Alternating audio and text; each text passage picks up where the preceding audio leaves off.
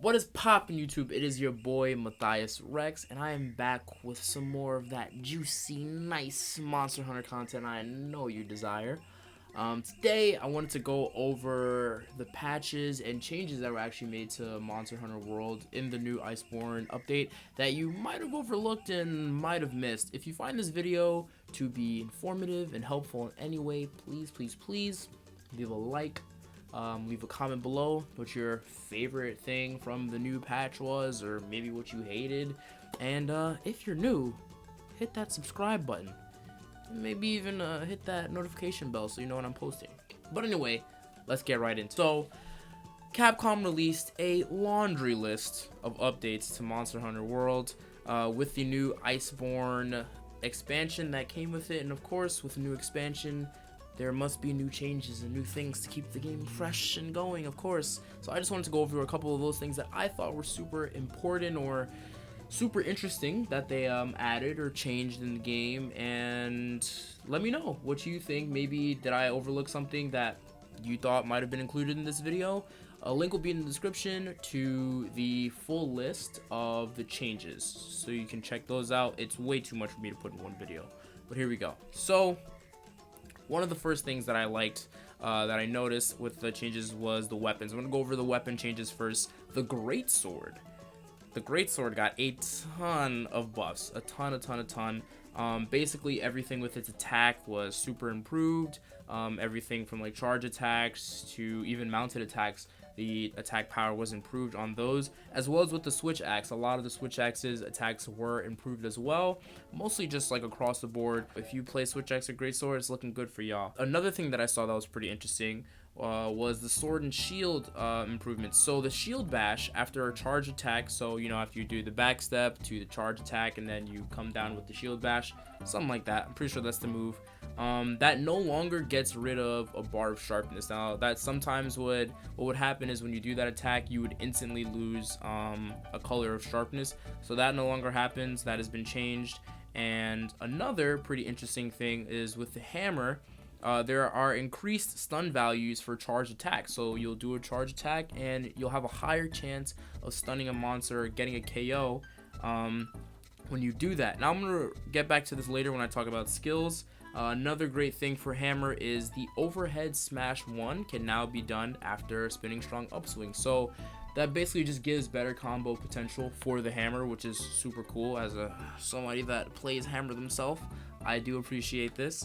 Now, some of the biggest things that really jumped out at me with the weapon changes in this latest patch were for the dual blades and the bow. Now, I'm sorry, dual blades and bow mains.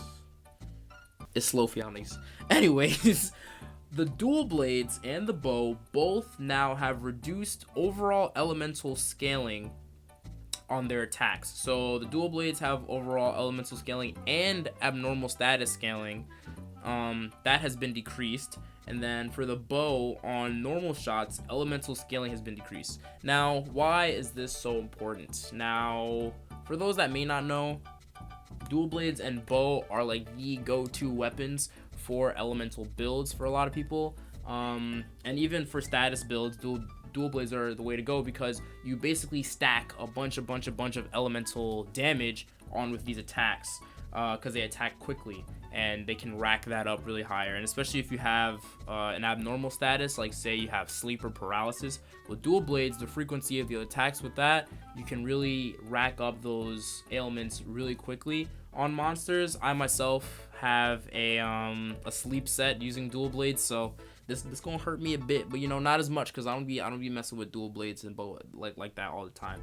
But if you are somebody that does, if you or a loved one has been affected negatively by this patch, you may be entitled to financial reimbursement. No, that's not happening. I'm sorry. Dual blades and bow have been nerfed just a bit. We'll get back to that in a bit. Actually, right now with the skills. So some skill changes that really jumped out to me that I thought were pretty interesting. Critical status is higher on greatswords, hunting horns, hammers, and the heavy bowgun. If you play these weapons, if you use these weapons, the critical hits that you get from status attacks will now be higher, which is pretty good because these weapons usually weren't super great for abnormal status builds, but now it's better. So if you want to use like a poison greatsword or something like that, maybe sleep paralysis, those critical attacks will now do more damage when you're inflicting status. Another big change is critical eye. Now critical eye has increased affinity for each level now, which is really good, because that means you can get more out of it. Who wanted to put one critical eye jewel and get 3% affinity anyway? Now that has gone to 5, and subsequent levels, have now been increased. So that's pretty good. If you have a set that uses critical eye jewels, you can get more bang for your buck, basically. Critical element has also been improved, so this kind of goes back to the dual blades and bow kind of thing I was talking about earlier. Although it has been decreased, the overall elemental damage that scales with each successive hit, critical element has been improved, so it's kind of a little bit of a trade-off. I'm not exactly sure how that'll work in game yet. It's still early, we'll see, but I'm sure dual blades and bows will still probably be on top or pretty high up there for elemental builds. Slugger, now this is a big one, and this is a big one because it ties into hammer. Slugger has been improved, so you get more stun damage and more of a chance to KO on monsters with higher sluggers. So hammer boys, where we at? Because we knocking the shit out of these monsters, am I right? Slugger being improved and overall increased stun values for charge attacks on hammers means that hammers are going to be KO'ing. We taking these monsters to knockout city. It's gonna be lit. Another interesting skill change, non-elemental boosts.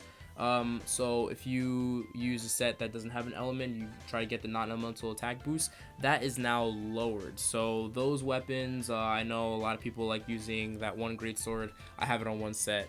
I forget what it's called.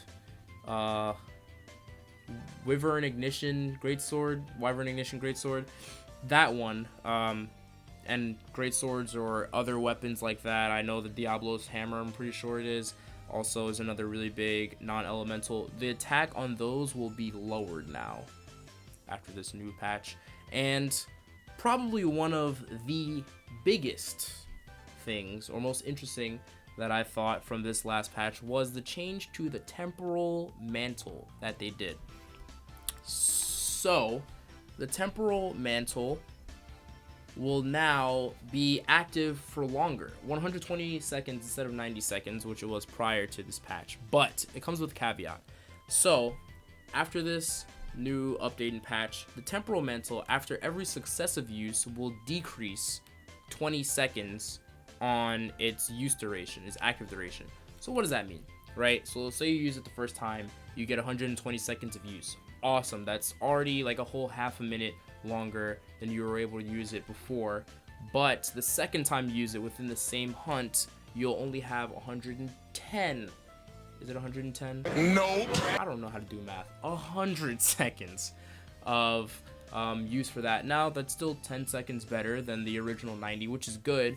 But if you go to use it a third time, now you're at a decrease. You're at 80 seconds. So every successive use will decrease the active duration by 20 seconds, which I think is pretty interesting because temporal mantles are kind of like a staple for a lot of builds.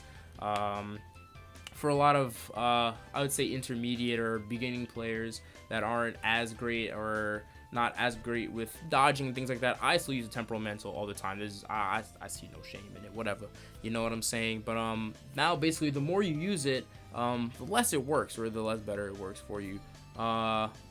So y'all niggas gonna have to get good at rolling, dodging, weaving, bobbing and weaving, you know. It is what it is. These are the changes. These are the most interesting changes I thought. Like I said, the full patch notes will be in the description below. There's a lot on there to read. I just thought I might as well make a video for y'all to kind of condense it and take out the important pieces of information to make them simpler for y'all. So like I said, if you enjoyed this video, if you found it helpful, please leave a like, leave a comment, subscribe if you're new. It has been your boy Matthiasrex, and I'm gonna see y'all later. Peace.